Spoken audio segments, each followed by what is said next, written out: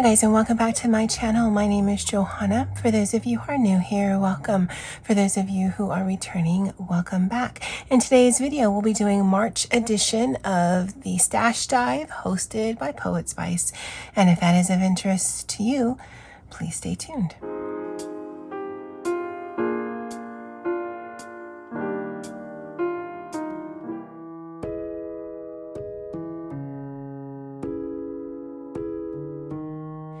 Okay, so Poetspice is hosting a year-long group collab where a whole bunch of us, and all of the channels will be linked below, are going to be doing something on the third Friday of every month where we use something in our stash, or a lot of things in our stash, that are older than 6 months. So that's what I'll be doing with you guys today. In fact, what I'll be doing is showing you how to make some really cute little postcards that you can send and share with friends, and I'll actually give you some ideas on that at the end of the video. I do have some of these card bases, and this actually is something that belonged to my sister. So this is very old, and she really liked making cards. I'm not really good at it, but I thought, well, I'm going to use this just to use my base. It does come with matching coordinating envelopes. I'm not going to be doing anything with them in this video, but I'll think of something that I can do with them in the future. But the size of this doesn't matter, and I'll talk through a little bit about that, but I did want to show you what I was using. And then as I've been using in the last two videos that I've done, and I'm really going to try to use this for this entire year-long series, is the Time Garden by Daria Song. Again, this isn't necessary, but I do want to use my stuff. And I did realize along the way that this is not a coloring book that I want to color in per se. So I'm just trying to reuse it in a way that makes sense to me. And I did cut out some pages, and you might think, well, this wouldn't be a good book to cut out, but I'll show you how it doesn't really matter what's on the page. Certainly a coloring book that has more pattern type pages would be better. But again, once you start cutting things down, if you lose what the overall image is, it doesn't matter, because then it just becomes sort of zentangly, sendoodly. And let me show you what I mean by that. So I just cut this out of the book. I just used an X-Acto knife, cut it down. I did try to square it up, but as you can see, it isn't. But this side is. So when I need to start cutting it down, I'm going to use this to get my straight edge. So let me put this away. And the size of the card that I'm using is 5 1/8 up and down and 3.78 going across. But again, it doesn't matter the size of your base, because you're just going to want to have a base, and then you're going to want the thing on top of it to be just a little smaller. So if you use something bigger, you use something smaller, that's entirely up to you.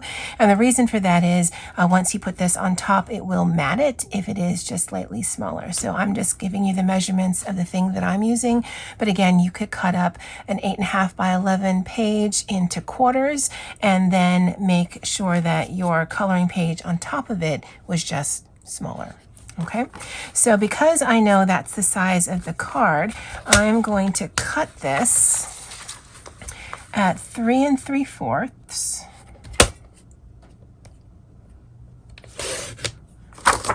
And then I'm going to cut it at 5. And because she's on the image right here, I can cut her out, and it looks really nicely. But if you look at this, this could be interesting to color, but also I'll show you at the end of the video how this can be interesting if you put a little bit of color on it and then add some additional embellishments. But then this side right here, or this side right here, again, depending on what you wanted to do with it, this could actually be very interesting, where you color this in and then put an embellishment right there. Again, I'll show you what I mean by that.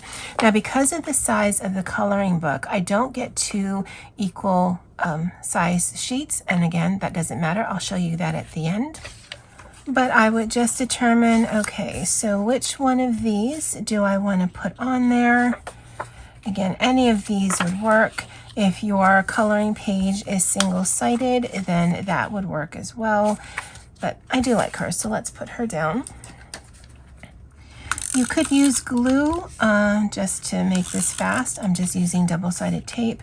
I also have the tearaway tape on the roll, but I didn't pull that out, so this is just easier. And you don't have to be too precious about it. You do want a border, but if it's not perfect, it doesn't need to be. And just as simple as that, you've got a little coloring postcard. Now, I have done a bunch, again, taking cards from that set. And as you can see, this is one of those offshoots where it isn't the 3 3/4 by 5. It's actually a little smaller, but because it still fits on the card, it's still usable, so you're not wasting any of your stuff. And so I've got a set here of different cards that I've made. Some of them are patterns, some of them have the girl. It doesn't really matter.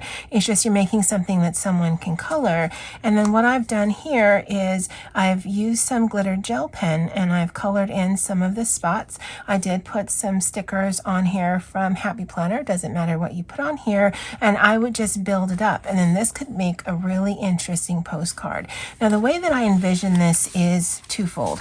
Either you make a bunch of this for yourself, you color them in, you add some embellishments, and then on the back it's blank. You can send this as a postcard. If you have the same set as I do, you can put it into the envelope and send that away. But I think this would be really interesting if you made a set of these, again, in whatever coloring book you have, in whatever backing paper that you have, and then you send some sticker sheets. I just have this. I got this in a recent haul. You send some glitter gel pens or some crayons or some color pencils. It doesn't have to be expensive. And then you send some stamps. And I think that would make a great little gift to send to someone. They have the benefit of coloring some pages. You have the benefit of sharing some of your stash.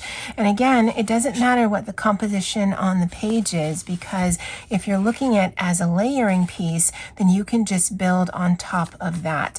I mean, wouldn't that be an interesting where you colored her in, or you left her white and black, or you left the entire thing and then someone just added a sticker that you sent to them, because why not? And that's my craft for this time. It is a DIY coloring postcard. I hope you guys enjoy. Definitely let me know what you think in the comments below, and I'll see you in next month's Stash Dive. Aloha!